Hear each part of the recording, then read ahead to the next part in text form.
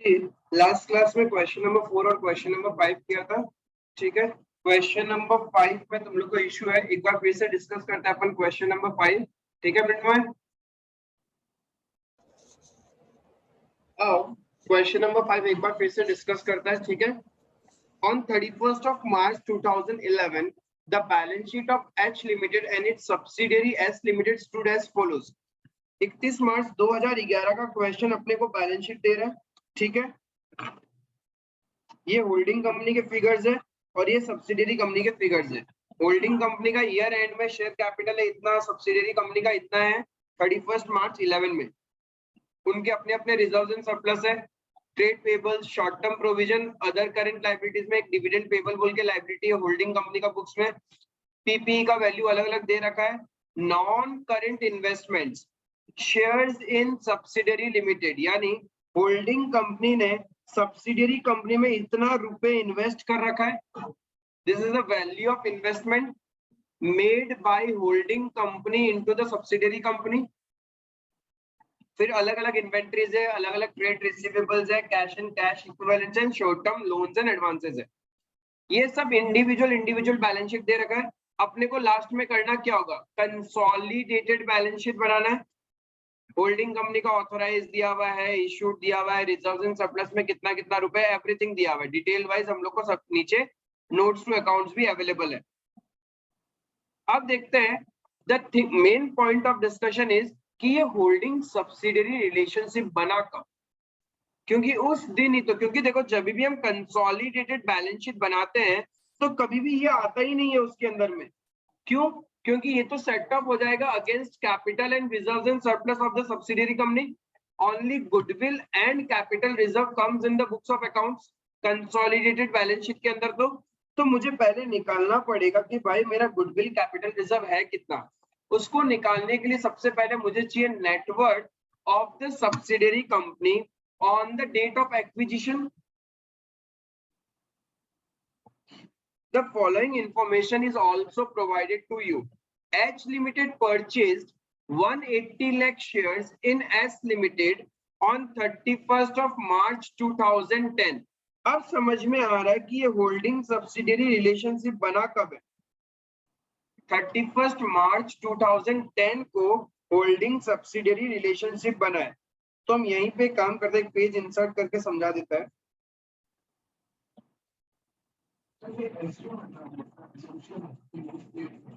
नहीं, assumption नहीं है, प्रूफ भी करेंगे, प्रूफ भी करेंगे। 31 मार्च 2010 में, और हम खड़े कहाँ हैं, हम यहाँ खड़े। 31 मार्च 11 में ये सारा डेटा हम एस लिमिटेड का बात कर रहे हैं, सब्सिडियरी कंपनी का। 31 मार्च 11 शेयर कैपिटल कितना है आपका, बुक्स ऑफ अकाउंट्स देख के बताओ फटाफट। 4800।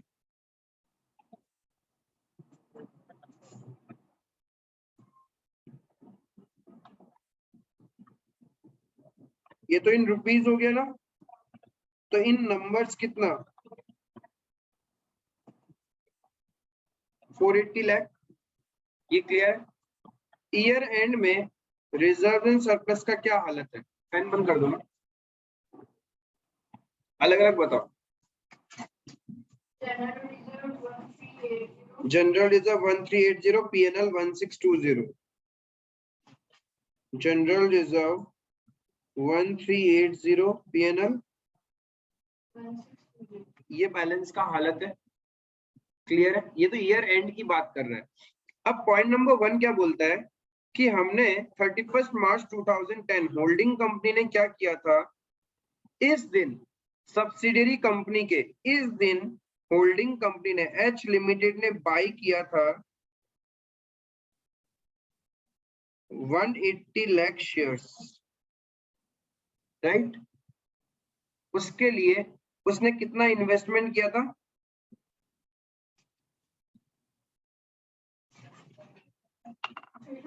बैलेंस शीट में दिया हुआ ये रहा 3000। तो मैं पर शेयर कितना रुपए में खरीदा वो निकाल सकता हूँ,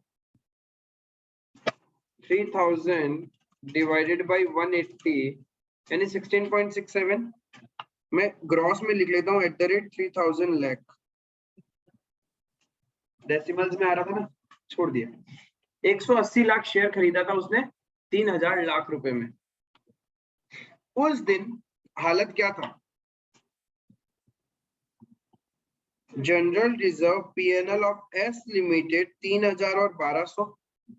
उस दिन जनरल रिजर्व था 3000 और पीएनएल 1200, यानी इस दिन, जिस दिन एक्विजिशन हुआ है, जिस दिन होल्डिंग कंपनी ने परचेज किए थे शेयर, उस दिन पोजीशन क्या है? जनरल रिजर्व का वैल्यू कितना?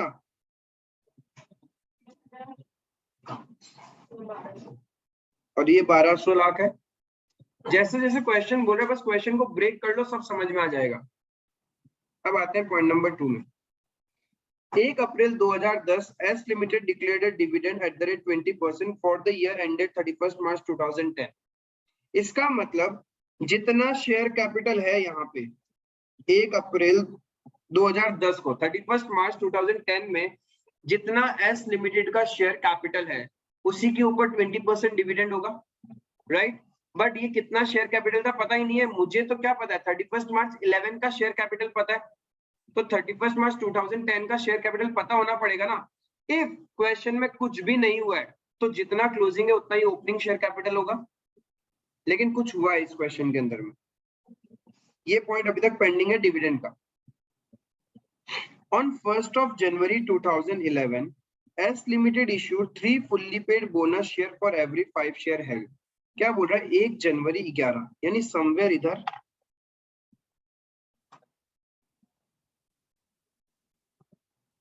बोनस इशू किया है ना। तो यानी ये जो 4800 लाख जो क्लोजिंग कैपिटल है, that is in number 480 lakh shares, it includes my bonus shares. Opening plus bonus is equals to closing ना।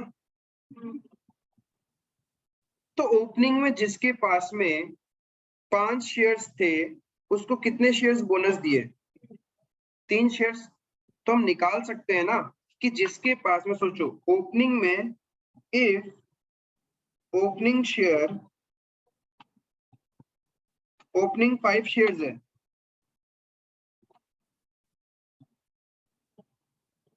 देन बोनस कितना, तो क्लोजिंग कितना हो जाएगा? 8 शेयर्स। क्लियर है? If closing is 8 share, it means opening कितना था? 5 shares। अब closing है तुम्हारा 480 lakh shares, it means opening में कितना था? 5/8 into 480 lakh,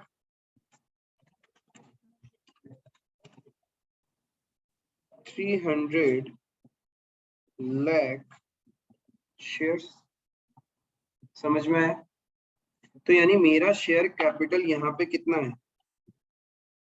3000 इन रुपीस की बात करूं तो ये तो रुपीस हो गया ना, और 300 हो गया इन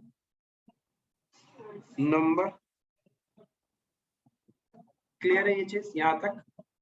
20% डिविडेंड दे रहे हैं तो 3000 लाख भी होगा। 3000 लाख का 20% डिविडेंड,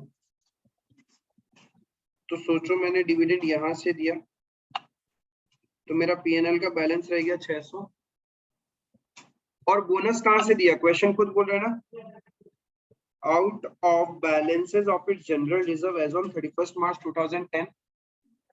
तो मेरा बोनस हो कितना गया? इफ शेयर कैपिटल ओपनिंग है 3000, क्लोजिंग है 4800, तो बोनस कितना? 1800। 1800 का बोनस तो वो यहां से दिया है मैंने। ये चीज क्लियर है? तो 3000 माइनस 1800 बोनस, तो मेरा वैल्यू कितना बच गया? 1200 का जनरल रिजर्व बच गया। ये क्लियर है यहां तक? तो बस इतना ही तो राम कहानी है। बाकी तो तुम्हारा पॉइंट नंबर 4 और 5 तो म्यूचुअल ओइंग्स और इन्वेंट्री का है। अब मैं यहां से बहुत कुछ निकाल सकता हूं। सबसे पहले परसेंटेज ऑफ होल्डिंग निकल सकता है। एच लिमिटेड ने 180 लाख शेयर खरीदे थे आउट ऑफ 300 लाख, तो 60%, तो माइनॉरिटी के पास कितना 40%, समझा। एंड नेटवर्थ निकाल सकते हैं या नहीं निकाल सकते, वैल्यू ऑफ एस लिमिटेड कितना हो गया on the date of acquisition, 1200 plus 600 plus 3000, 4800 lakh is the value of S limited. ठीक है, ये किसको किसको मिलेगा, वैल्यू ऑफ एस लिमिटेड 4800, ये जाएगा होल्डिंग एंड माइनॉरिटी 2880, और माइनॉरिटी के पास ये आया समझ में। अब मुझे गुडविल या कैपिटल रिजर्व निकालना है। हमने ग्रॉस इन्वेस्टमेंट किया था 3000 लाख, 3000 लाख का इन्वेस्टमेंट किया, उसके अंदर में देखो बोनस जो मिला वो फायदा है ना, कैपिटल प्रॉफिट, तो बोनस कितना मिल गया हमें, 3 शेयर्स वालों 5 शेयर्स वालों को 3 बोनस शेयर्स मिले थे, हमारे पास कितने हैं 300 शेयर्स, तो कितने बोनस शेयर्स मिले, 5 शेयर्स वालों को 3 शेयर्स का बोनस मिला है, 5 वालों को 3 मिला है, तो 300 वालों को कितना मिलेगा,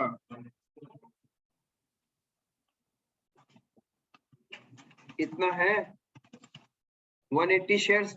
इन रुपीस की बात करूं तो कितना हो गया 1800 शेयर्स का रुपीस का फायदा हो गया, बिना इन्वेस्ट एक भी रुपए लगाए आपको 1800 का रिटर्न मिला है, तो 1800 तो क्या है कैपिटल प्रॉफिट, प्लस जो डिविडेंड मिल रहा है, डिविडेंड भी क्या है कहां से मिल रहा है, प्री एक्विजिशन प्रॉफिट, तो ये भी आपके लिए क्या है कैपिटल प्रॉफिट। टोटल 600 लाख का कंपनी डिविडेंड दे रही है, उसमें से 60% तो होल्डिंग वालों को ही मिलेगा, तो कितना हो गया, तो what is my net investment,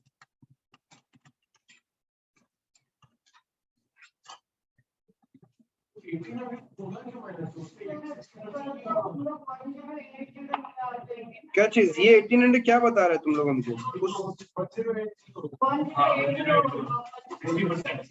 अच्छा मतलब आपने टोटल बताया क्या मेरे को, वो नहीं 3, अच्छा यहाँ तो टोटल निकला ना, 180 का 60 और 40 हो जाएगा,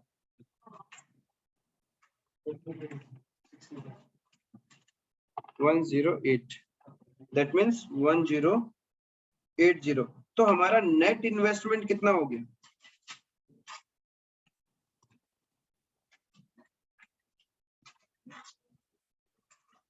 1560 का इन्वेस्टमेंट करके 2880 का आया है सामान, तो क्या है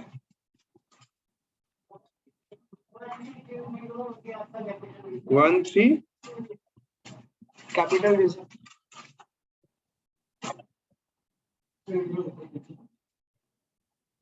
सर वो बोनस को डिस्ट्रीब्यूट किया, उसका जनरल रिजर्व को क्या एम्प्लॉय फंड का 60% नहीं होगा, वो तो कर चुका है यहाँ पे, ये दो तरीके से करा, कल आप थोड़ा लंबा तरीके से करा, इसमें ऐड आप और जनरल रिजर्व हो गया प्लस पीएल हो गया शेयर कैपिटल, तो इन तीनों को मिला के तो 4800 हो रहा है, उसमें ही कंक्लूड या आप थोड़ा शॉर्ट पे लेना, ऊपर से ले लिया ना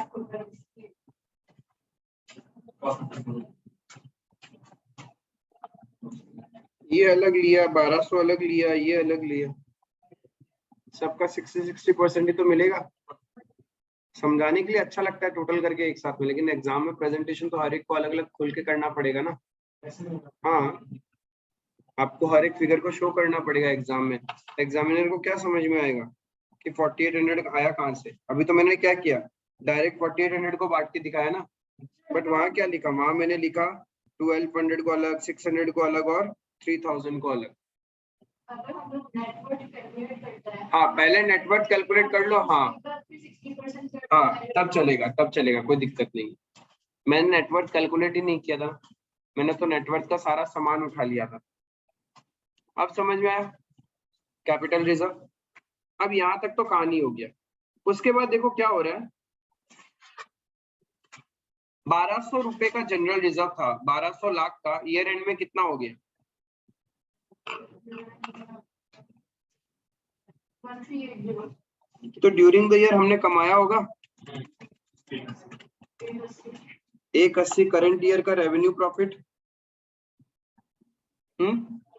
वैसे ही प्रॉफिट एंड लॉस का बैलेंस क्या हो गया? कितना कमाया? 1020 कमाया क्या? तो टोटल हमने कितना कमाया? 1200 लाख कमाया। This is the revenue profit of S limited. ध्यान रखना, सब कुछ एस लिमिटेड का निकाल रहे हैं। अब देखते हैं यहाँ कोई एडजस्टमेंट है क्या।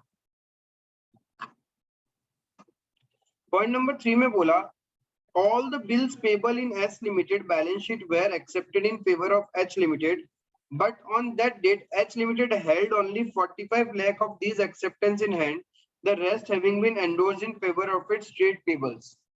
बोलता है S Limited के बुक्स में जितना भी बिल्स पेबल है, S Limited के बुक्स में जितना भी बिल्स पेबल है 160, ये किसके फेवर में देना है? H Limited। तो यानी H लिमिटेड के बुक्स में बिल्स रिसीवेबल 160 आया होगा पहले, उसमें से अब सिर्फ 45 लाख ही बचा है, बाकी सारा एंडोर्स कर दिया। तो यानी 45 लाख तो ट्रांसफर हो गया, 45 लाख को छोड़ के 160 माइनस 45 यानी 150 तो हम ट्रांसफर कर चुके हैं। यहाँ 45 लाख ऑलरेडी इंक्लूडेड है ना, तो यहाँ से अपन क्या करेंगे? माइनस कर देंगे 45 लाख और यहां से हटा देंगे 45 लाख। तो ये हो गया म्यूचुअल ओइंग्स कैंसलेशन। एक पॉइंट ये। दूसरा पॉइंट, एस लिमिटेड का इन्वेंट्री में गुड्स पड़ा है 100 लाख का, जो एच लिमिटेड से आया था at a profit of 25% on cost, then I can say at the rate 20% on sales. जिस दिन एच लिमिटेड इसको अपने साथ कंपाइल करेगा, उसको तो कॉस्ट पे करना पड़ेगा। तो इन्वेंट्री जो 100 लाख का है उसमें से क्या करना पड़ेगा?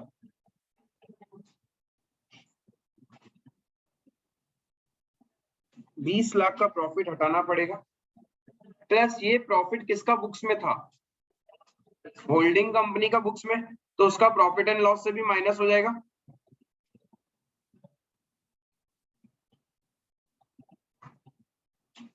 क्लियर है? यहां तक क्लियर है? प्लस ये जो रेवेन्यू प्रॉफिट है 1200 लाख, ये 2 जन में बटेगा, होल्डिंग एंड माइनॉरिटी 720 एंड 480। तो 720 ये भी ऐड हो जाएगा reserves and surplus of the holding company, और ये माइनॉरिटी में ऐड हो जाएगा 480। तो माइनॉरिटी का टोटल कितना हो जाएगा? 480 अभी मिला, 1920 पहले।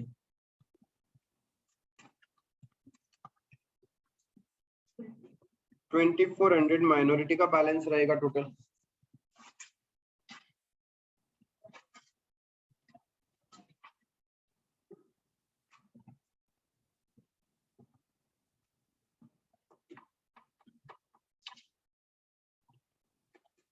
बस यही था क्वेश्चन, और तो कुछ था ही नहीं।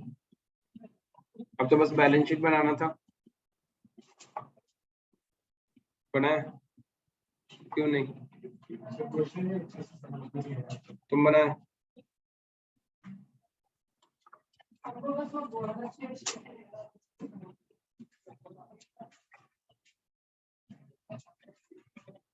मिनमॉय क्वेश्चन में डाउट? भैया वो रेवेन्यू वाला कैसे आया? रेवेन्यू वाला ऐसे आया,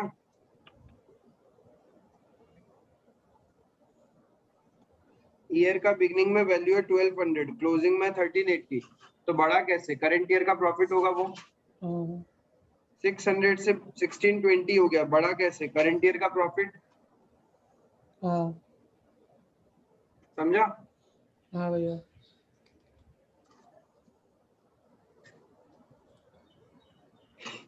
कैलकुलेशन ऑफ म्यूचुअल ओइंग्स नहीं, कैंसलेशन ऑफ म्यूचुअल ओइंग्स। और कंसोलिडेटेड बैलेंस शीट नहीं लिखते, क्या लिखते हैं?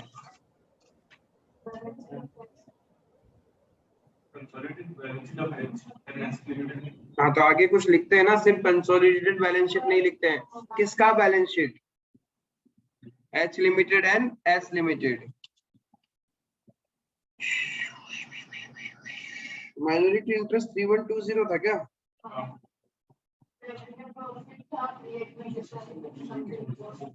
तो मैं तो 24 आ रहा है। हाँ देखने का मन तो करे ना, आगे नहीं तो मन भी नहीं करे। यहाँ पे क्या नहीं लिया हमने? अच्छा यहाँ प्री एक्विजिशन प्रॉफिट्स ऐड नहीं किया ना अभी तक, हमने सिर्फ कैपिटल कैपिटल दे दिया इनको। ये तो शेयर कैपिटल है ना। फिर रेवेन्यू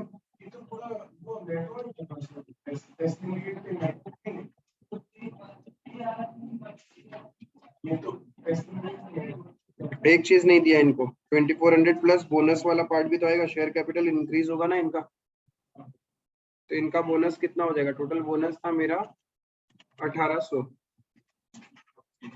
उसका 40% 720, तो इसका बैलेंस हो जाएगा 3120 माइनॉरिटी।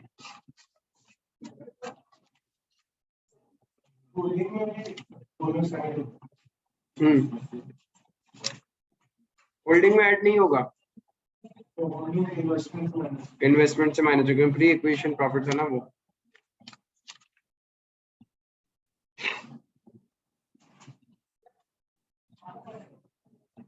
ट्रेड पेबल्स में दो चीज नहीं था क्या तुम्हारे पास में बैलेंस शीट के अंदर में?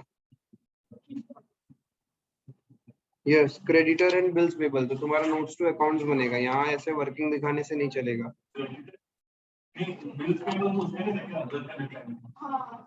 कहाँ था ट्रेड पेबल्स का? तो नोट्स दिख रहा है मेरे को, तो note number 3 trade payables creditor and bills payable.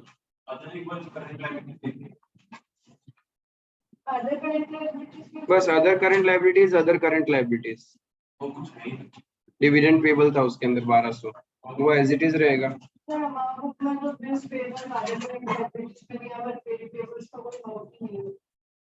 वो ऐसे नहीं है, नया वाला के अकॉर्डिंग ट्रेड पेबल्स के अंदर दो चीज है।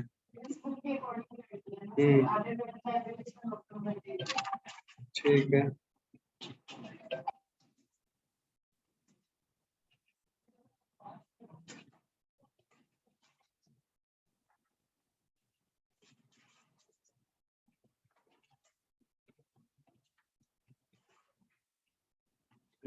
नंबर 7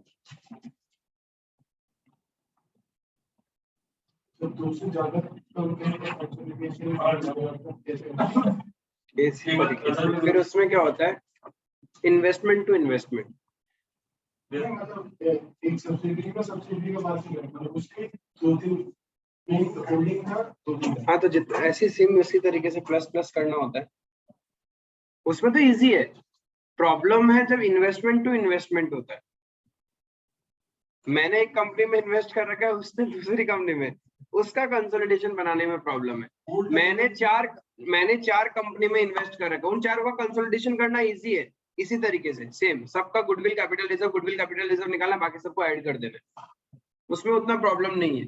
बट जब तुम इंटर कंपनी होल्डिंग्स होता है ना, तब बहुत इश्यू होता है। इंटर कंपनी होल्डिंग्स के अंदर क्या है, होल्डिंग सब्सिडरी में इन्वेस्ट कर रहा है, सब्सिडरी ने पहले से होल्डिंग में इन्वेस्ट कर रखा है, अब वो अपने आप को पे थोड़ी ना करेगा परचेज कंसिडरेशन में। तो इंटर कंपनी होल्डिंग से क्वेश्चन बड़े मजे आते हैं, और वो थोड़ा सा फाइनल लेवल का तुम्हारा, यहाँ पे नहीं है, इंटर लेवल में नहीं है।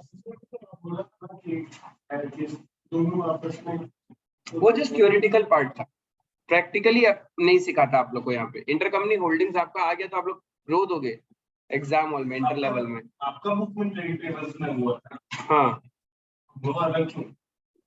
मेरे पास तो लेटेस्ट है, बाकी पता नहीं। अदर करंट लायबिलिटीज में यहाँ पे दिया है बिल्स पेबल, और यहाँ पे अदर करंट एसेट्स में है बिल्स रिसीव, जबकि ट्रेड में होना चाहिए भाई, हमको भी नहीं, उसी में ही होना चाहिए, उसी में होना चाहिए। ठीक है, बाकी सही था तुम्हारा। आगे चले, अब ये हो जाएगा पॉइंट सारा, ठीक है। अब देखो consolidated profit and loss account, consolidated profit and loss account में क्या होता है, बस कुछ नहीं होता, होल्डिंग और सब्सिडियरी के बीच में जो ट्रांजेक्शन हुआ है ना उसको अपन कैंसिल कर देगा, बाकी सब हेड ऑन हेड ऐड करता जाएगा। बस एक चीज ध्यान रखना, चेंजेस इन इन्वेंट्री, एग्जाम में जो मिस्टेक करके आओगे वो चेंजेस इन इन्वेंट्री में करके आते हैं। चेंजेस इन इन्वेंट्री का मतलब क्या होता है मुझे ये बता दो।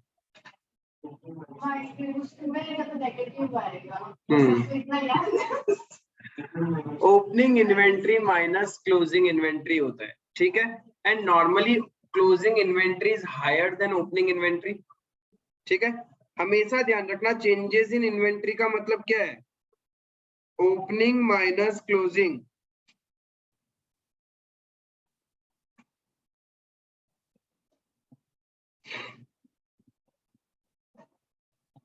जब भी आप consolidated profit and loss account बनाते हो, इफ होल्डिंग कंपनी ने सब्सिडियरी कंपनी से कुछ अर्न किया है तब वो शो नहीं करेंगे क्योंकि कंसोलिडेशन है।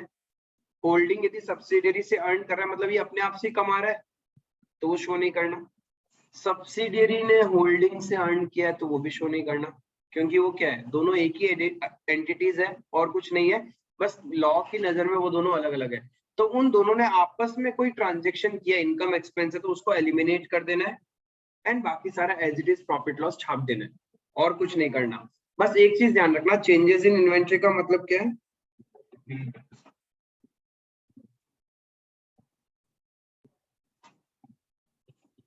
Opening stock minus closing stock होता है, हमेशा ध्यान रखना।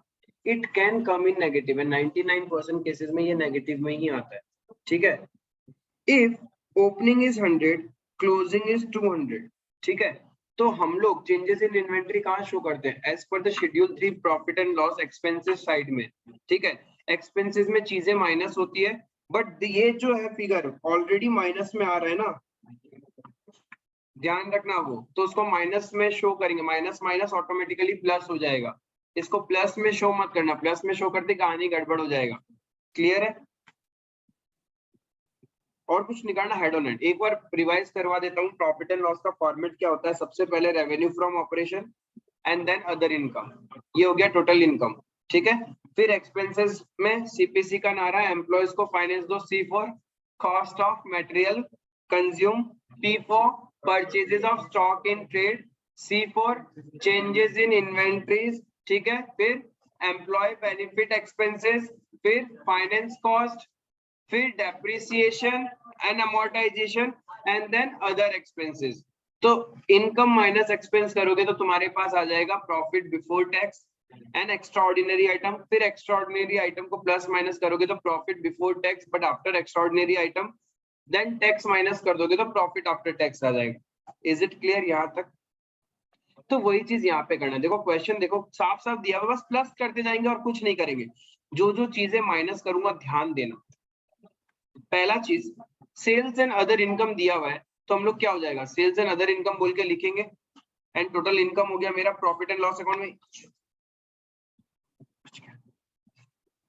इन दोनों को अपन प्लस कर देंगे, प्रॉफिट एंड लॉस में, कंसोलिडेटेड प्रॉफिट एंड लॉस में increase in inventory, increase in inventory closing less opening किया है, इसका मतलब क्या, इसका मतलब क्या है सोचो, क्लोजिंग होगा 1000, ओपनिंग होगा 500, तभी तो ये पॉजिटिव में आएगा, ये पॉजिटिव में दिखा रहा है ना क्वेश्चन। तो सोचो यह क्या हुआ होगा पता है, 2000 माइनस 1000, तभी तो ये 1000 पॉजिटिव आया होगा।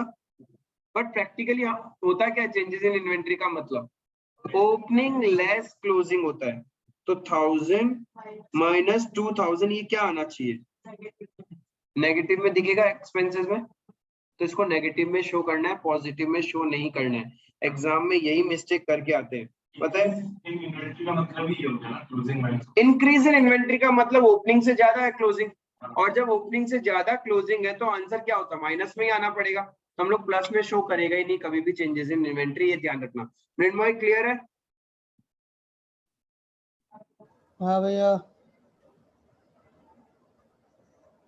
अरे इस एक पॉइंट के लिए आप लोग है ना अपना 15 मार्क्स खो देते हो, 15 तो नहीं 15 मार्क तो नहीं, 10 मार्क का क्वेश्चन आता है कंसोलिडेटेड पीएन, और 3-4 मार्क तो गया इसी पॉइंट का, क्योंकि तुम्हारा आगे सब कुछ गलत गलत निकल रहा है ना आंसर।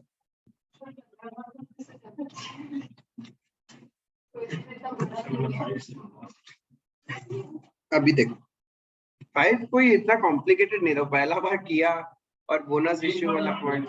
हाँ एक बार में आएंगे बस। ठीक है, अब देखो तो ये क्या होगा, माइनस में आएगा फिगर,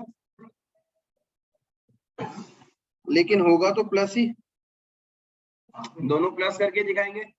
रॉ मटेरियल कंज्यूम दिया हुआ है तो ये एक्सपेंस साइड में प्लस हो जाएगा। फिर वेजेस एंड सैलरी कहाँ जाएगा, एम्प्लॉय बेनिफिट एक्सपेंस में जाएगा। प्रोडक्शन एक्सपेंसेस कहाँ जाएगा,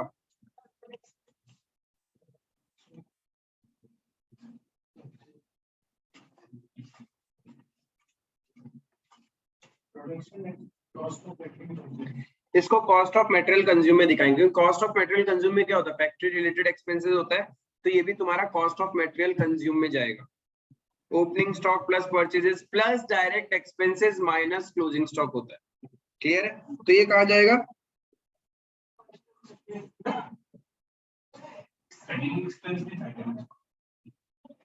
नहीं नहीं वो अदर में चला जाएगा। एडमिनिस्ट्रेटिव ऐड हो जाएंगे, ये भी other. Interest notes to account बनाते जाएंगे अपन, ठीक है। डेप्रिसिएशन डेप्रिसिएशन में ही जाता है, ये तो डेप्रिसिएशन बोल के आएगा, डेप्रिसिएशन एंड अमोर्टाइजेशन।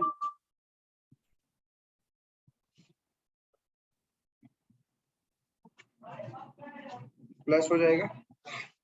अब देखो आता है एडजस्टमेंट की बात, बस प्लस प्लस प्लस करना और कुछ करना नहीं। Adjustments, H Limited sold goods to S Limited of rupees 120 lakh at cost plus 20%।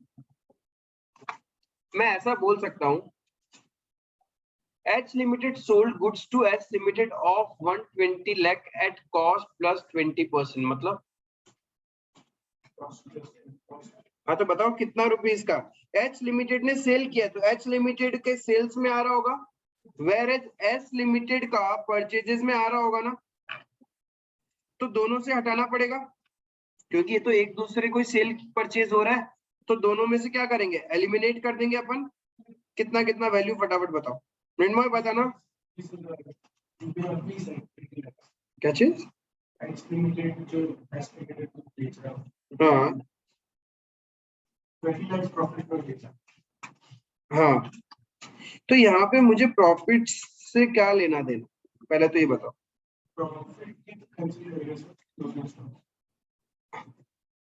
Closing stock से क्या लेना देना, अच्छा वो तो बाद का बात है ना, क्लोजिंग स्टॉक नहीं, पहले तो मुझे ये बताओ, H लिमिटेड ने सेल किया, तो H लिमिटेड का सेल्स किस लिए 5000 आ रहा है, 120 तो खुद को ही सेल किया है ना, माइनस हो जाएगा, इसमें से भी तो माइनस होगा ना। 120 पूरा का पूरा इसमें से माइनस होगा, 120 यहाँ से माइनस करना है, प्लस इसका परचेजेस का है, क्यों नहीं है, सब्सिडियरी कंपनी का परचेजेस तो होगा, कहाँ होगा, 200 रॉ मटेरियल अरे कंज्यूम, इधर होगा ना, इधर इधर इधर। रॉ मटेरियल कंज्यूम क्या होता है, ओपनिंग स्टॉक प्लस परचेजेस, तो इसमें परचेज ऐड हुआ है 120 लाख का, तो यहाँ से भी 120 लाख क्या हो जाएंगे, माइनस कर देंगे अपन। क्लियर है, मैं जस्ट एक प्लेन प्रॉफिट एंड लॉस बनाता हूँ तुम लोग के सामने, एक पेज मिल जाए तो मजा आ जाए, यहीं पे एक बार ऐड कर देता हूँ। Plain profit and loss, revenue from operation हो गया 5000 प्लस 1000 6000, ऐसी प्लेन बना रहा हूँ, प्लस 1000 उसमें से 120 माइनस हो जाएगा। इसके बाद ये हो गया revenue from operation and other income, तो दोनों सेम ही है,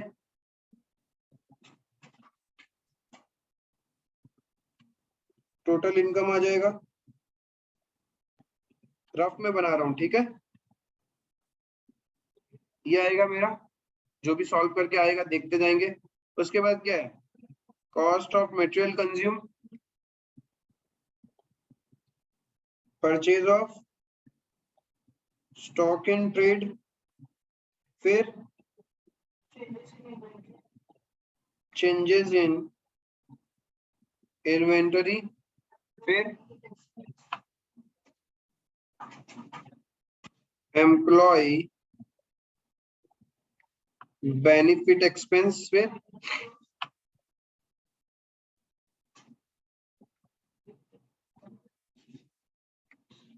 depreciation and amortization, other expenses,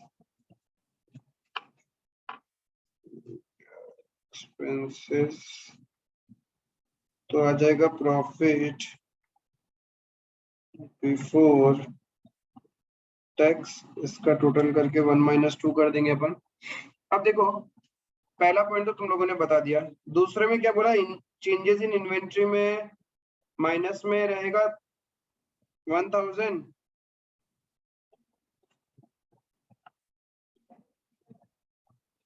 और ये भी माइनस में रहेगा 200, ठीक है। उसके बाद और क्या बोला, एडजस्टमेंट आया था रॉ मटेरियल कंज्यूम 800 प्लस 200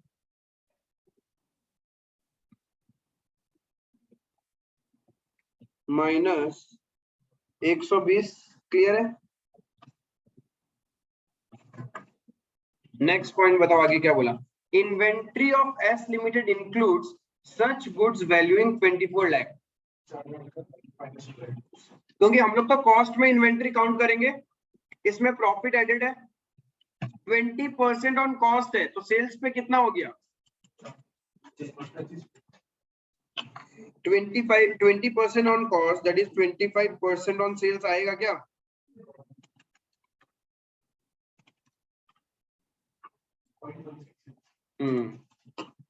वही मैं सोचूं, 16.67% ऑन सेल्स होगा, आया ये। तो 24 लाख से क्या करेंगे, 16.67 हटा देंगे, तो 24 लाख का 4 लाख हटा देंगे, तो इन्वेंट्री से कितना माइनस होगा 4 लाख और माइनस होगा। यहाँ माइनस का मतलब क्या, 4 लाख हटाना है ना उसमें से, तो ये कर दिया एडजस्टमेंट। अब ये मत बोलना भैया 4 लाख प्रॉफिट से भी हटाओ, अरे वो प्रॉफिट तो रिजर्व्स एंड सरप्लस से हटता है, और reserves and surplus balance sheet में आता है, यहाँ तो हम प्रॉफिट निकाल रहे हैं करंट ईयर का, क्लियर है। तो ये point done. Administrative expenses of S limited, आगे चलते हैं, प्लस प्लस कर दूं मैं, एम्प्लॉय बेनिफिट में 800 plus 150, 800 plus 150, then cost of material consume में 200 प्लस 100 और आएगा 200 प्लस 100, ये भी मार दिया मैंने, देन और बताओ अदर एक्सपेंसेस के अंदर में 200 100 250 200 100 250, ठीक है, प्लस प्लस ही करना है, कंसोलिडेट कर रहे हैं हम, देन 100 प्लस 50 लिख दिया,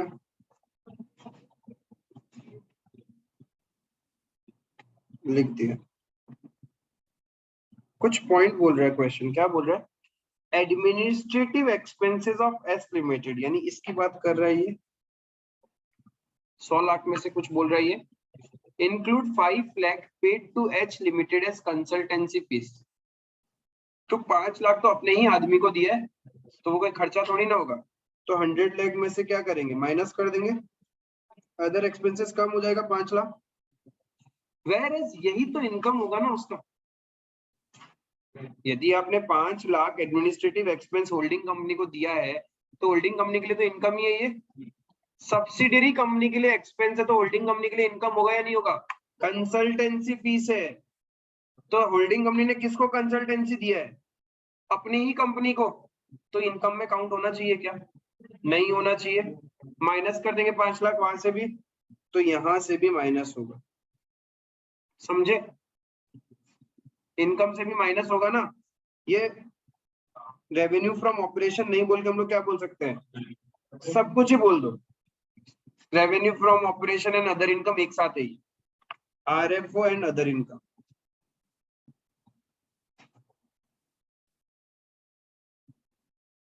अब ठीक है, पॉइंट समझ में आया? 5 लाख क्यों दोनों जगह से माइनस किया? फिर बोलता है selling and distribution expenses of H limited include ₹10 lakh paid to H limited as commission.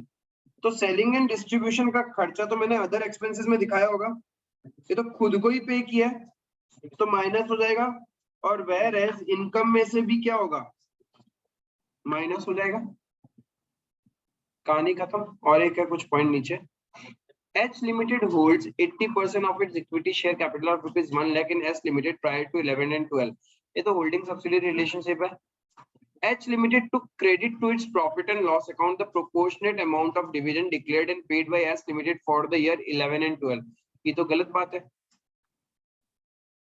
11 and 12 का जो डिविडेंड है वो कहाँ जाना चाहिए? ये पॉइंट पहले तो वापस पढ़ो, फिर से पढ़ो और फिर से बताओ मुझे क्या करेंगे।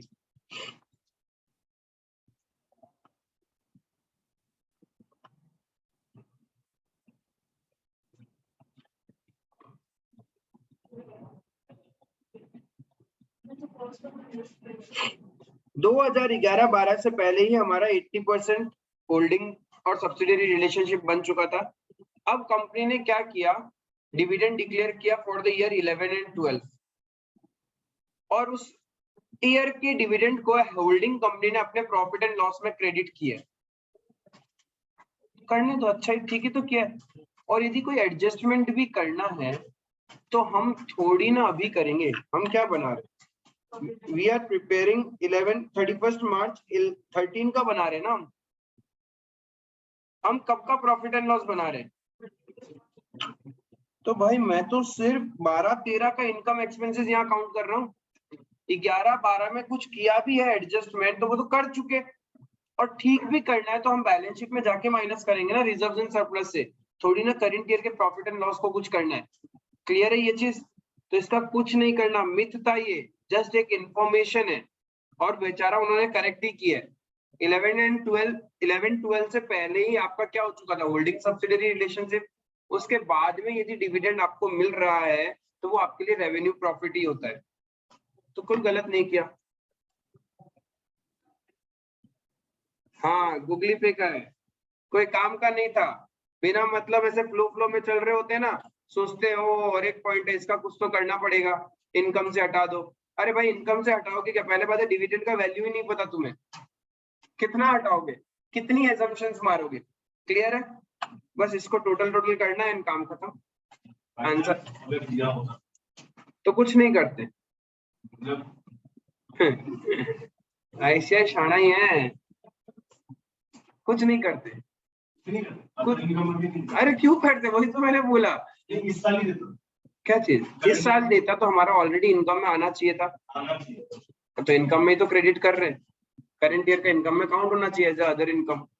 तो ये निकल जाएगा तुम्हारा, टोटल इनकम आ गया, टोटल इनकम कितना हो गया, 5 और 6,000 माइनस 120 माइनस 5 माइनस 10, 5865।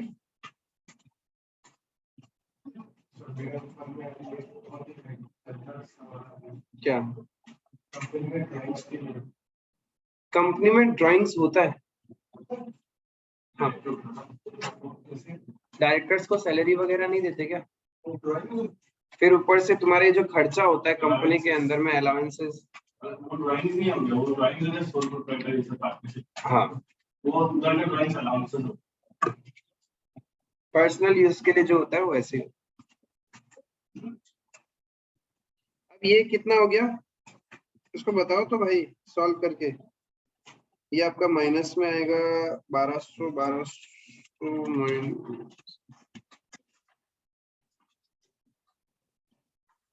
1196 नेगेटिव में, ये 1180 होगा, ये 950, ये 150, ये 150 और ये 300 400 500 535,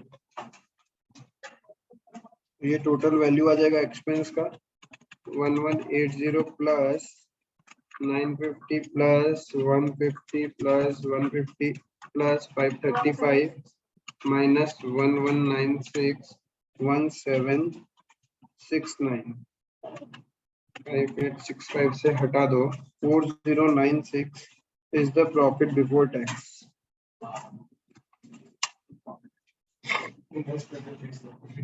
है एच लिमिटेड बोल के कंपनी नहीं है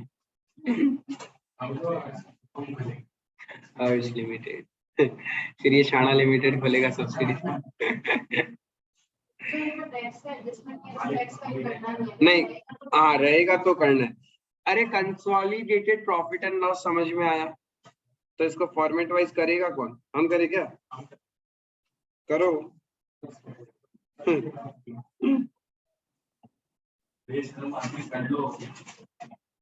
कर लो कर लो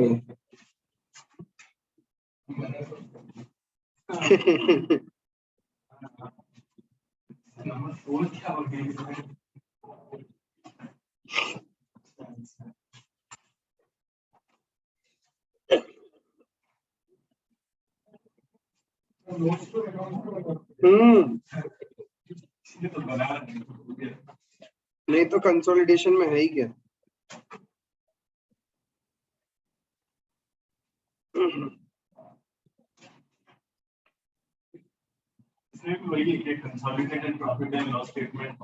हाँ हाँ consolidated statement of profit and loss of H limited and S limited. ये देखो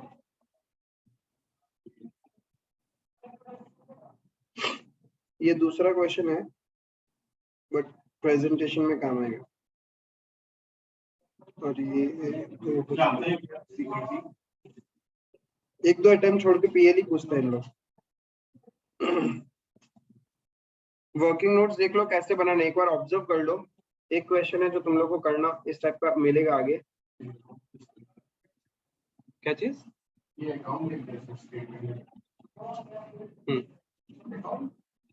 अरे consolidated profit and loss account या statement of consolidated profit and loss, बात एक ही है।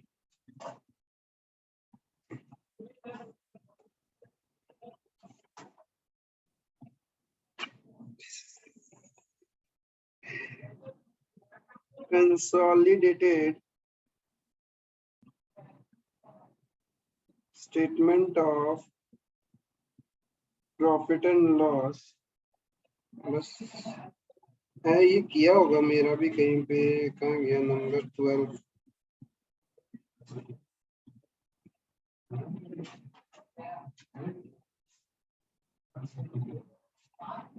क्या चीज? और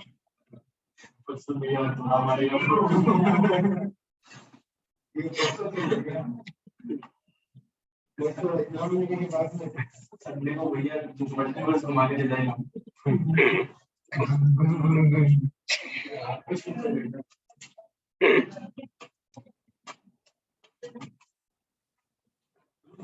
पार्टी के लिए एक बोल क्या तो बनता है।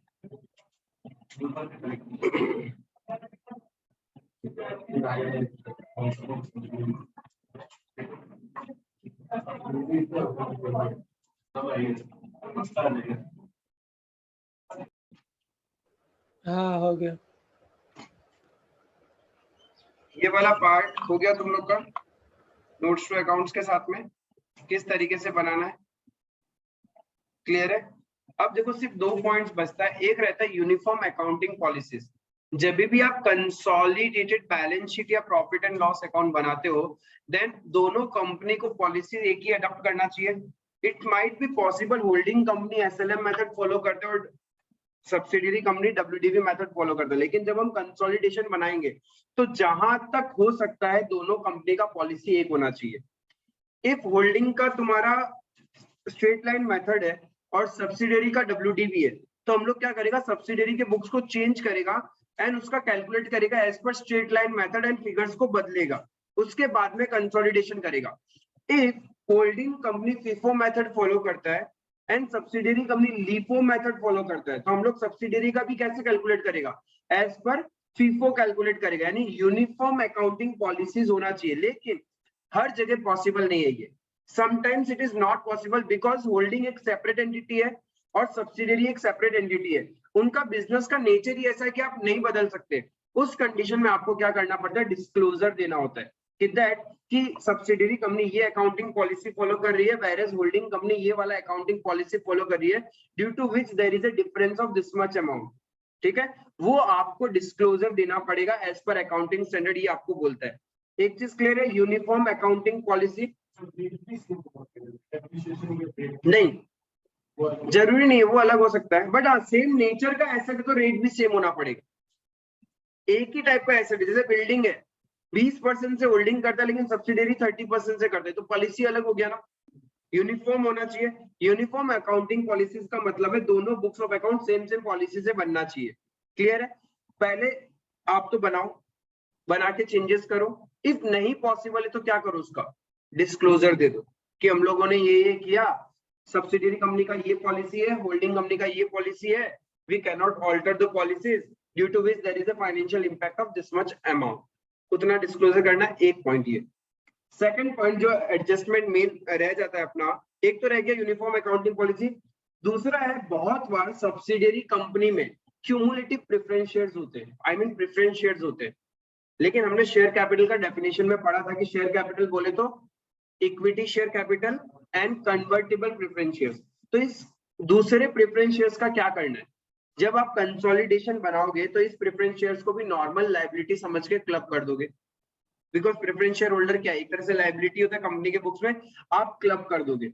एंड सब्सिडियरी कंपनी का जब आप प्रॉफिट एंड लॉस कैलकुलेट करते हो उसमें से डिविडेंड माइनस करोगे, बिकॉज डिविडेंड क्या है, कंपनी की एक लायबिलिटी, प्रेफरेंस शेयर होल्डर को देना होता है, तो उस डिविडेंड को हम लोग माइनस करके जो प्रॉफिट बचेगा उसका जितना होल्डिंग कंपनी का शेयर है उसको रेवेन्यू प्रॉफिट मानेंगे, क्योंकि डिविडेंड तो देना ही होता है प्रेफरेंस शेयर होल्डर को।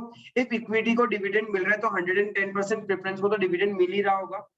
क्लियर है, तो प्रेफरेंस का डिविडेंड हम लोग माइनस करेंगे, बट ये कब करते हैं, in case of cumulative preference shares, where in case of non cumulative preference shares question जब तक कुछ नहीं बोलेगा कुछ नहीं करना। ये दो एडजस्टमेंट क्लियर है। पहला मैंने बोला यूनिफॉर्म अकाउंटिंग पॉलिसीज होना पड़ेगा, सेकंड मैंने बोला ये सब्सिडियरी कंपनी के बुक्स में कोई प्रेफरेंस शेयर्स है तो कंसोलिडेशन के टाइम एज इट इज हम वैसे ही उसको क्लब कर देंगे, उस प्रेफरेंस शेयर्स के ऊपर जितना डिविडेंड बनता है वो डिविडेंड हम लोग हमारे करंट ईयर के, सब्सिडियरी कंपनी का करंट ईयर के प्रॉफिट से माइनस करेंगे, एडजस्ट करेंगे, एंड उसके बाद जो बचा हुआ प्रॉफिट है वो होल्डिंग और माइनॉरिटी में बटेगा। इज इट क्लियर, बस ये दो पॉइंट आपको दिमाग में रखना है। एंड एक होता है कंसोलिडेटेड कैश फ्लो स्टेटमेंट, कुछ नहीं है, ऑपरेटिंग इन्वेस्टिंग फाइनेंसिंग एक्टिविटी, बस प्लस करते जाना है, नथिंग मोर देन दैट, उसमें कोई मतलब नहीं है। तो कंसोलिडेटेड कैश फ्लो स्टेटमेंट आपको सीखने का भी जरूरत नहीं है, इंस्टीट्यूट पूछता भी नहीं है, मेन आपका आता है एग्जाम में कंसोलिडेटेड बैलेंस शीट या फिर consolidated profit and loss account. हाँ, उसके अंदर में यूनिफॉर्म अकाउंटिंग पॉलिसी का पॉइंट हो सकता है, एंड भूले भटके कभी ना कभी उन लोग प्रेफरेंस शेयर्स का पॉइंट भी डालेंगे कॉम्प्लिकेशंस पैदा करने के लिए कि इसका क्या करना है। आधे से ज्यादा लोग तो क्या करेंगे, उसको शेयर कैपिटल का हिस्सा मान के नेटवर्थ में ही कंसीडर करके बांट देंगे, बट वो गलत है, वो नहीं करना है। सेकेंडली कुछ लोग क्या करेंगे, ईयर एंड के अंदर में उसको क्लब करना ही छोड़ देंगे कि प्रेफरेंस शेयर्स को तो हम कभी क्लब करते ही नहीं है, जैसे इक्विटी शेयर्स को नहीं करते वैसे प्रेफरेंस शेयर्स को भी नहीं करेंगे, तो वहां मिस्टेक हो जाएगा, ध्यान रखना।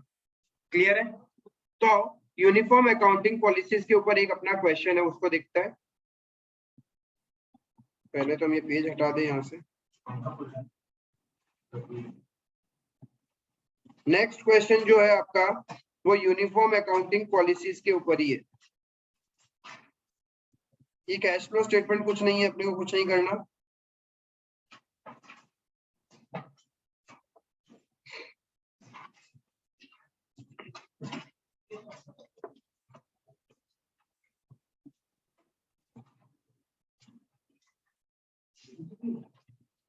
सी नंबर 13 क्या बोल रहा है, subsidiary B limited provides the following balance sheet. B limited का बैलेंस शीट दे रखा है क्वेश्चन में अपने को 2010 और 2011 का।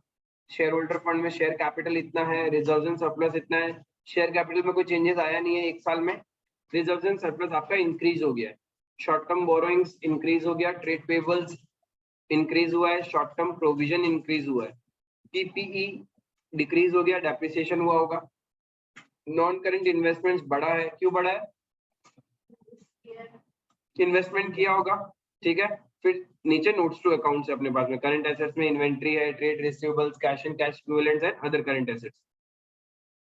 नीचे पढ़ते हैं main points. V Limited is a subsidiary of A Limited. Both the companies follow calendar year as the accounting year. ये बढ़िया बात है, दोनों सेम फॉलो करते हैं, अकाउंटिंग पॉलिसी दोनों का सेम है।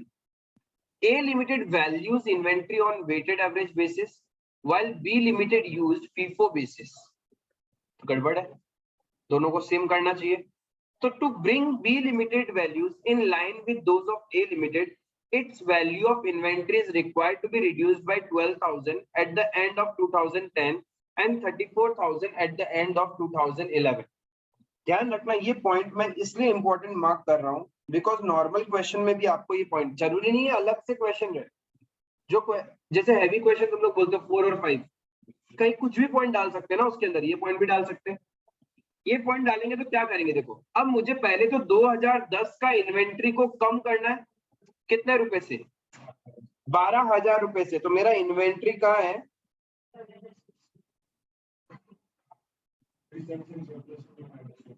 यस, 12,000 जब आप यहां से माइनस करोगे तो आपको क्या करना पड़ेगा? रिजर्व्स एंड सरप्लस से भी तो माइनस करना पड़ेगा 12,000 पिछला साल का। तो 2010 का रिजर्व्स एंड सरप्लस क्या हो जाएगा? अब क्लोजिंग इन्वेंट्री लास्ट ईयर का क्या था? ज्यादा आ रहा था, इसका मतलब opening inventory of current year ज्यादा था। करंट ईयर में क्या करना है? 34,000 रिड्यूस करना है, यानी पहले तो 12,000 का रिजर्व्स एंड सरप्लस ऐड होगा। लास्ट ईयर प्रॉफिट कम हुआ है तो करंट ईयर बढ़ा भी तो होगा। लास्ट ईयर क्लोजिंग स्टॉक ज्यादा आ रहा है, इस बार ओपनिंग स्टॉक क्या है, तो उसका इंपैक्ट तो करंट ईयर में भी आएगा। मुझे करेक्ट रिजर्व्स एंड सरप्लस बताओ 2010 एंड 2011 का, दिमाग लगाते हैं, मिनिमम दिमाग लगाओ।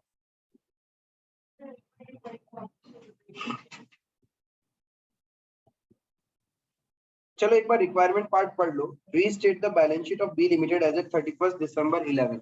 ठीक है, तो 2010 पे फोकस मत करना, कुछ करना ही नहीं है, सिर्फ 2011 का फोकस करो। 2011 में क्या क्या करोगे बस ये बता दो। 2010 को तो कुछ करना ही नहीं है ना, हम लोग को कब का रीस्टेट करना है? 2011 को। तो 2011 में इन्वेंट्री कम करना है मुझे कितने से? 34,000। तो यहां से 34 माइनस हो जाएगा इन्वेंट्री से, 7,42,000 से 34,000 माइनस हो जाएगा। उतना ही रिजर्व एंड सरप्लस भी कम होगा ना, क्योंकि क्लोजिंग स्टॉक कम हो रहा है तो प्रॉफिट भी तो कम होगा तुम्हारा। Closing stock has a direct relation with the profit. Closing stock बढ़ेगा तो प्रॉफिट बढ़ जाता है, क्लोजिंग स्टॉक घटेगा तो प्रॉफिट भी घटेगा। तो हमने रिजर्व एंड सरप्लस से 34,000 उड़ा दिया। ये था पॉइंट नंबर 2 का एडजस्टमेंट। ऐसा क्यों किया? लास्ट ईयर को ठीक इसलिए नहीं किया क्योंकि क्वेश्चन साफ साफ बोल रहा है restate the balance sheet of B limited as at 31st of December 2011 after considering the above information for the purpose of consolidation. Would restatement be necessary to make the accounting policies adopted by A Limited and B Limited uniform? ये theoretical question होगी। Yes, because accounting standard number 21 para 20 and 21 क्या बोलता है कि uniform accounting policies होना पड़ेगा। So to bring the policies in line with both the companies, it is necessary to make the above adjustment. If any adjustment cannot be made, then a separate disclosure is required in the books of accounts. इतना ज्ञान आपको लिख के आना पड़ेगा। इसमें थोड़ा सा लंबा चौड़ा है, इन लोग के पास होता है टाइपिंग वाला, एग्जाम में आपके पास नहीं होगा, तो आप उतना ही देना जितना आप लिख सको। ठीक है, तो पॉइंट नंबर बी में क्या करना है? सिर्फ करंट ईयर का इन्वेंट्री को कम कर दो और सिमिलरली करंट ईयर का प्रॉफिट क्या हो जाएगा? कम हो जाएगा। ये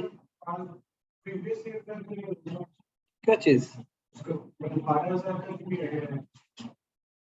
12,000 कहीं ना कहीं मेरे ओपनिंग स्टॉक में था और ड्यूरिंग द ईयर सेल भी तो हुआ होगा, तो वो बिक भी तो गया होगा। मुझे तो सिर्फ मैं खड़ा हूँ 31 मार्च को, 31 दिसंबर को, मुझे तो सिर्फ उसको ठीक कर लूंगा तो हो गया।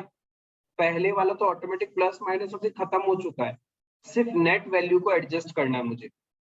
जो तुम बोल रहे हो कि 12,000 भैया पिछले साल किया था तो ओपनिंग को भी, अरे ओपनिंग को करता मैं इफ मेरे पास ट्रेडिंग अकाउंट होता मेरे, कहीं ना कहीं तुम्हारा opening stock as per subsidiary company जो उसका पॉलिसी था उसी हिसाब से आ रहा था। ड्यूरिंग ईयर का जो प्रॉफिट है वो भी करेक्ट ही है, गलत तो है ही नहीं। हम तो अकाउंटिंग पॉलिसीज को ठीक करने के लिए ही बस प्रॉफिट को कम कर रहे हैं। 34,000 जो यहाँ पे ये जो प्रॉफिट आ रहा है 742 का, गलत थोड़ी ना है। सब्सिडियरी कंपनी ने तो ठीक ही कर रखा है, उसका जितना स्टॉक था उस हिसाब से उसने सेल किया। ये तो पॉलिसीज को यूनिफॉर्म करने के लिए हम जस्ट एक साल के प्रॉफिट को एडजस्ट कर रहे हैं। क्यों होना चाहिए? सिर्फ 1-on-1 ये काम होता है कंसोलिडेशन करने के टाइम, और अभी हम 2011 को कंसोलिडेट कर रहे हैं। हाँ, क्वेश्चन बोलता 2010 को भी कंसोलिडेट करना है, तब हम लोग 12,000 पिछले साल भी माइनस करते, यहाँ से भी 12,000 माइनस होता और 12,000 इन closing stock of previous year वहां से भी माइनस होता। कहाँ गया अपना?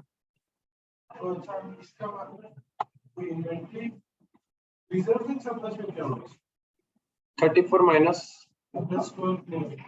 नहीं, +12 क्यों होगा?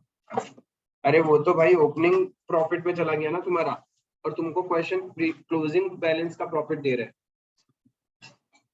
क्लोजिंग बैलेंस है ये सब्सिडियरी कंपनी का। जस्ट तुम उस पॉइंट ऑफ व्यू से सोच रहे हो जो हम लोग क्लोजिंग स्टॉक को अंडर वैल्यू और ओवर वैल्यू करते हैं। यहाँ कोई अंडर वैल्यू और ओवर वैल्यू नहीं किया, हम जस्ट कंसोलिडेशन करने के लिए इसका ट्रीटमेंट कर रहे हैं। ये कोई गलत नहीं है, कंसोलिडेट करने के लिए जिस ईयर को कंसोलिडेट करोगे बस उस ईयर को in line with the holding company लाने के लिए हम लोग ये एडजस्टमेंट कर रहे हैं। वो जो तुम अंडर वैल्यूएशन 2 साल इंपैक्ट जाना चाहिए, वो तो तब जाता है जब अंडर वैल्यूएशन या ओवर वैल्यूएशन होता है। वो तो हुआ ही नहीं है, वो तो हमने सब कुछ करेक्ट किया है। बस consolidated balance sheet and profit and loss बनाने के लिए हम लोग को ये करना पड़ रहा है, और कुछ नहीं। जस्ट हमारे यूजर्स के लिए कर रहे हैं हम ये सब, nothing more than that. Next क्या बोला? B limited deducts 1% from trade receivables as a general provision against doubtful debts. इसका मतलब सब्सिडियरी कंपनी अपने डेटर में से 1% पीडीडी बनाती है, बट होल्डिंग कंपनी नहीं बनाती होगी, तभी तो नहीं लिखा। तो हमने 1% इस साल भी बनाया होगा, कहीं तो बनाया होगा।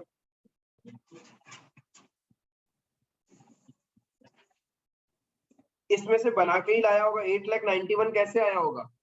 After provision for doubtful debts. Subsidiary company का जो ये ट्रेड रिसीवेबल्स है, ये आफ्टर डिडक्टिंग 1% हुआ होगा ना।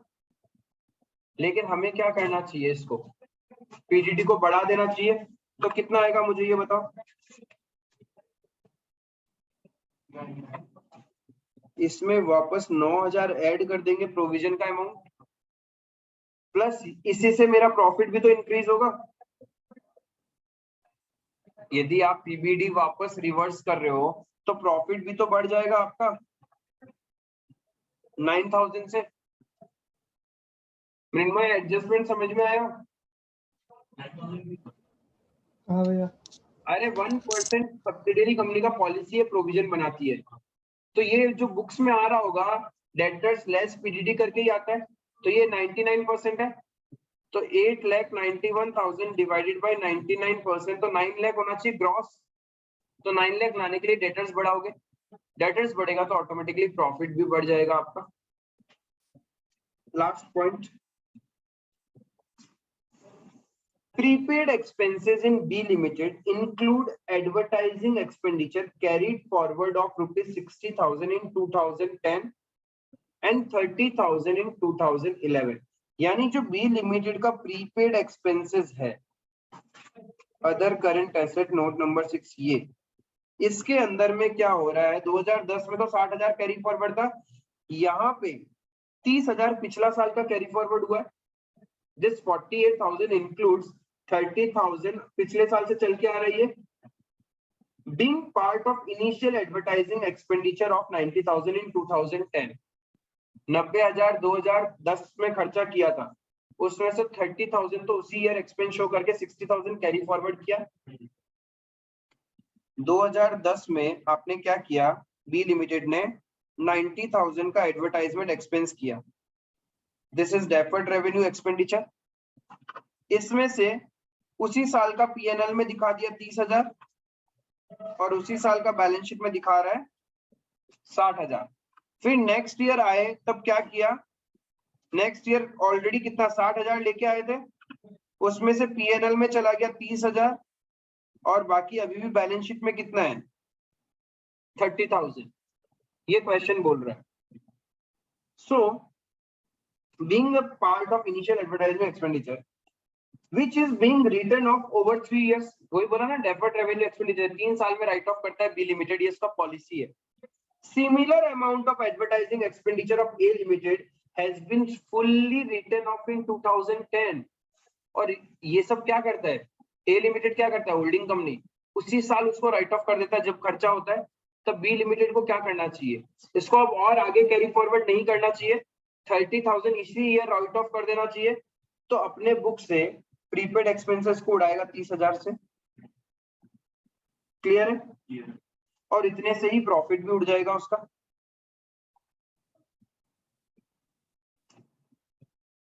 तो करेक्ट प्रॉफिट कितना होगा, रिजर्व्स एंड सरप्लस का value 7,14,000 minus 34 minus 30 plus 9, it will be 6,59,000।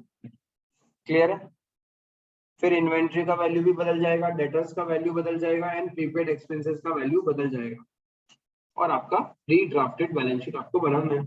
इससे ज्यादा आपको कुछ करना ही नहीं है।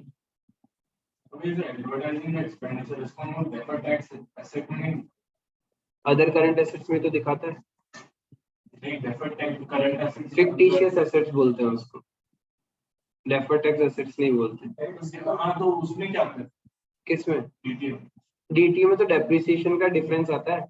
AS22 पढ़ोगे तुम लोग ग्रुप 2 में, जहाँ पे तुम depreciation as per companies act कुछ और है और depreciation as per income tax act कुछ और होता है। उन दोनों का जो डिफरेंस होता है वो DTA डेफर्ड टैक्स एसेट है एंड डेफर्ड टैक्स लायबिलिटी है। क्लियर है? अब इसको रीड्राफ्ट करना है बैलेंस शीट को, और कुछ नहीं करना है। सबसे पहले आप वर्किंग नोट में दिखा दोगे एडजस्टेड रिजर्व्स एंड सरप्लस कैसे आया, और बाद में कुछ नहीं, वापस रीड्राफ्ट कर दो।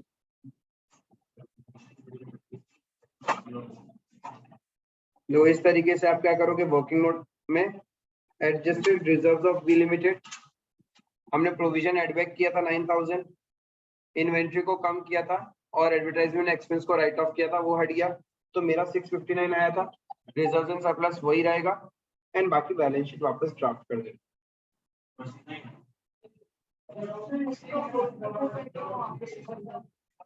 फोर्थ नंबर पॉइंट में बोला कि बी लिमिटेड का पॉलिसी क्या है कि जब भी वो कोई एडवर्टाइजमेंट का खर्चा करता है ना, वो over the period of 3 years right of करता है, लेकिन होल्डिंग कंपनी जो है वो क्या करता है उसी साल राइट ऑफ कर देता है। तो हमने लास्ट ईयर एक एक्सपेंस किया था 90,000 का, उसमें से सिर्फ 30 राइट ऑफ किया और नेक्स्ट ईयर आगे 60 लेके, और उस नेक्स्ट ईयर भी 30 राइट ऑफ कर दिया। अब हम और आगे लेके जा रहे 30,000, उसको करंट एसेट्स में शो कर रहे हैं, लेकिन होल्डिंग कंपनी ऐसा कुछ नहीं शो करता, उसके लिए ऐसा कोई एसेट है भी नहीं। तो हमें भी क्या करना पड़ेगा, उसको हमारी एसेट से हटाना पड़ेगा। एसेट से हटाओगे तो उसको एक्सपेंस शो करके पीएनएल से भी हटाना पड़ेगा। निर्मय क्लियर है ये? हाँ भैया। इसी को बोलते हैं यूनिफॉर्म अकाउंटिंग पॉलिसीज। अनसॉल्व में तो कुछ बचा ही नहीं था अपना, and this was the last question. Conceptually खत्म है, अब आप लोग को कंपाइलर वाला पार्ट रहेगा। ठीक है, कंपाइलर वैसे टाइप वर्जन वाला तो नहीं है मेरे पास, दूसरा वाला तरीके से है, वही देना पड़ेगा एक बार मेरे को। अब वैसे क्यों नहीं देता, टाइम का नाम जरूरत नया आता है, ऐसे जरूरत तो नहीं है हमको, आप पहले तो पहले आप देता। हाँ हाँ, वही वैसे ही दे देगा अभी आप लोग को। ठीक है, मैं दे दूंगा your target is till this Sunday you need to cover the compiler anyhow आपको खत्म करना ही है इस संडे तक, ये ध्यान रखना। कोई हालत में मंडे तक जाना नहीं चाहिए। अब मूवी देखो, ये कर लो, वो करो, तो क्या करे, उपाय नहीं है। डेली का 2-2 क्वेश्चन करके भी करोगे तो कंसोलिडेशन रिवाइज भी होता जाएगा और खत्म होता जाएगा, ताकि weekend tomorrow we can start the new chapter. कल अपन नया चैप्टर स्टार्ट करेंगे। देखो सोचता है। अभी सोच लेता हूँ। अच्छा क्या लिखा था हमने? कंसोलिडेशन ये क्या बोलता है अमाल्गमेशन कंसोलिडेशन और एक पार्ट था मैं पार्टनरशिप चल रहा क्या रिकॉर्डिंग ऑफ कर दीजिए भैया। मतलब नहीं। अच्छा एक काम करेगा, हम लोग कंसोलिडेशन कर चुका ना?